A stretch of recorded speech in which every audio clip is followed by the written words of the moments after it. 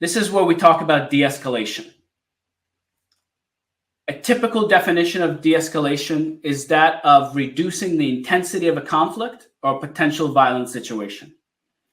I often say that the best de-escalation, the best offense is defense, is to do everything we can for these crisis situations not to occur in the first place. This is a whole separate lecture that we could talk for several hours about. So what we're going to talk about in the next few minutes is actually, let's say you've tried everything you can and a crisis occurs anyway. Now what? You find yourself in the middle of a mental health crisis. Now you can't run away. You can't even call 988. You got to do something in that situation. So first and foremost, there are these 4 situations where chances are you're probably not going to be able to do anything. These are what we call the non-de-escalation situations, or where de-escalation is not effective, unless you have been very thoroughly trained in how to do this. And those are situations where you have person going through psychosis, severe intoxication, physical aggression, or high reactivity. In every one of these situations, there's a pretty good chance that if you try to de-escalate, you will only make matters worse. And this is nothing against or personal, any one of you listening to this today. It's just science. We have tons of research about these kinds of situations where people have tried to de-escalate the individual, and unfortunately, it only led to worse circumstances. On the other hand, everything else is definitely prone for de-escalation. De-escalation methods could be used during all sorts of mental health crises. Typically, we do this to maintain a level of calm in a stressful situation, while reducing the probability that violence or harm will occur. So remember this, that if you remember nothing else from today, this one sentence, we help de-escalate situations to reduce the probability of violence and harm. It doesn't mean that violence or harm will not happen, but we are reducing the chances or reducing the probability. Let's talk about some of the techniques. They fall into these 4 broad categories. The first one is rapport, probably the most important one. This is where you get to create a relationship with the individual if you haven't had one created before. So think of strangers, or you take an existing relationship. So it could be a parent to a child, a coworker, you name it, and you change it ever so slightly. So obviously, if you know someone, you're not going to reintroduce yourself. But if it is a stranger, you would use their name. So instead of saying he, she, use their name. Oleg, Helen, call them by their name and try to repeat that name as often as you can. Use future tense when you're having the conversation with them. Instead of saying, you did this, say, we will be safe. I will take you to a calmer place. Let's go somewhere where there's less people. Give them some hope. Create this with your own language, a feeling or an atmosphere of safety. You want this relationship, even if it's an existing one, to feel like in that moment, when someone is in a moment of crisis, they can trust you. And they can trust you more than they can trust anyone else around. The way we do this is by being genuine and authentic. And you can use phrases like, this is scaring me, or you're acting out of character. Because what this allows the person to understand is even though you're scared, you're still speaking to them. You're next to them. You're trying to help. When we try to help someone who's in distress, the person in distress feels our desire to help.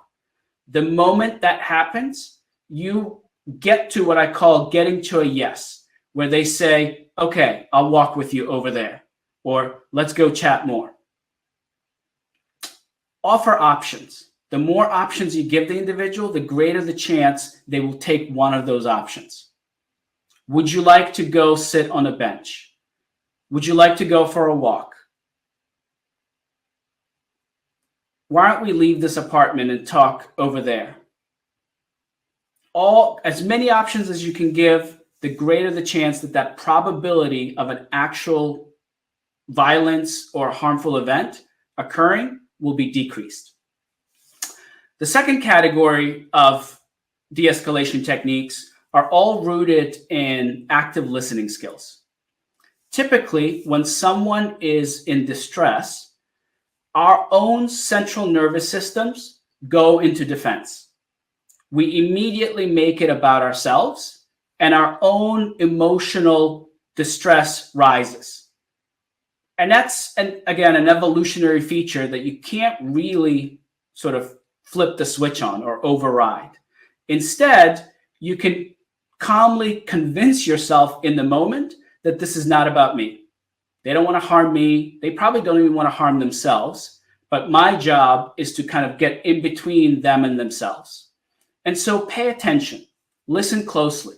Most of the time, when we are in stressful situations, our ability to pay attention and listen closely goes away because our brains are simply trying to find a way to survive. When you're trying to help someone in a mental health crisis situation, you have to be able to tone down that reptilian brain that says fight or flight, and instead listen and pay attention to the individual you're trying to help. Don't interrupt. Let them speak. Often they will ramble, they will talk for a long period of time. Let them talk. Every minute that they're talking, they're not hurting themselves or someone else.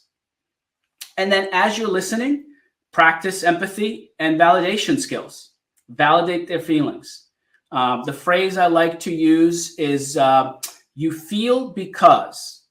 You feel frustrated because you didn't get your cigarettes this morning. You feel upset because your show got canceled. You feel really pissed off because he yelled at you.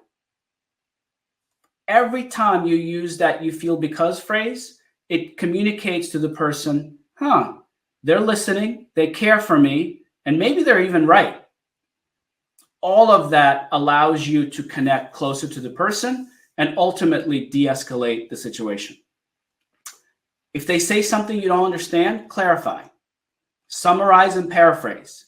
Basically, restate what they just said in your own words.